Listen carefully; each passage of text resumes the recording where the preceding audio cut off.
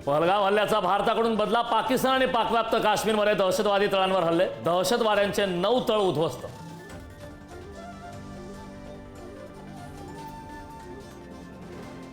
भारताच्या ऑपरेशन सिंदूरनं हादरला पाकिस्तान. भारताच्या हवाई हल्ल्यात 90 पेक्षा जास्त दहशतवादी ठार.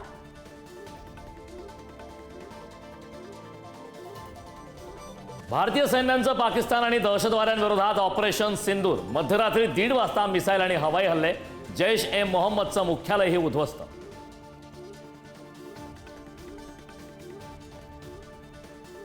भारताच्या ऑपरेशन सिंदूरचं सत्ताधारी आणि विरोधकांकडून स्वागत. राहुल गांधी, मल्लिकार्जुन खरगे, ओवेसींकडून ऑपरेशनचं स्वागत. 1971 नंतर भारताचा पाकिस्तानात प्रथमच हल्ला. पाकिस्तानात 5 ठिकाणे स्ट्राईक. सियालकोट, बहावलपूर, मुरीदकेतमध्ये दहशतवादी तळांवर भारतीय सैन्याचे हल्ले. पाकिस्तानवर केलेल्या हल्ल्यानंतर पीओकेवर पाक सैन्याकडून पुन्हा एकदा गोळीबार. पाक लष्कराच्या फायरिंगला भारतीय लष्कराकडूनही जोरदार प्रत्युत्तर. कारवाईमध्ये पाक लष्कराचे 3 जण ठार तर पाकिस्तानच्या काही चौक्यांचे मोठं नुकसान. एअर स्ट्राईक दरम्यान भारतानं पाकिस्तानचं F-16 लढाऊ विमान पाडलं. F-16 विमानाचा अभिमान असणाऱ्या पाकिस्तानला भारतानं दाखवली जागा.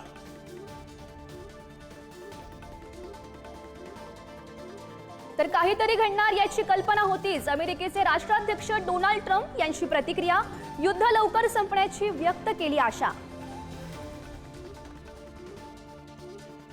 ऑपरेशनला मिशन सिंदूर हे अतिशय योग्य नाव. मिशनचं नाव वाचून डोळ्यात पाणी आलं. पती हिरावलेल्या प्रगती जगदाळेंचं विधान. तर मोदींना आमची जाणीव असं म्हणत जगदाळेंकडून आभार व्यक्त. एअर इंडिया आणि कतार एअरवेज कडून आजची सर्व उड्डाणं रद्द. अमृतसर, भुज, जामनगर यांची उड्डाणं रद्द केल्याची एअर इंडियाची माहिती. तर कतार एअरवेज कडून पाकिस्तानला जाणारी उड्डाणंही रद्द. आज देशासह राज्यात होणार मॉक ड्रिल. मुंबईसह राज्यात 16 ठिकाणी वाजणार सायरन. नागरिकांना युद्ध प्रशिक्षणाचे देणार धडे.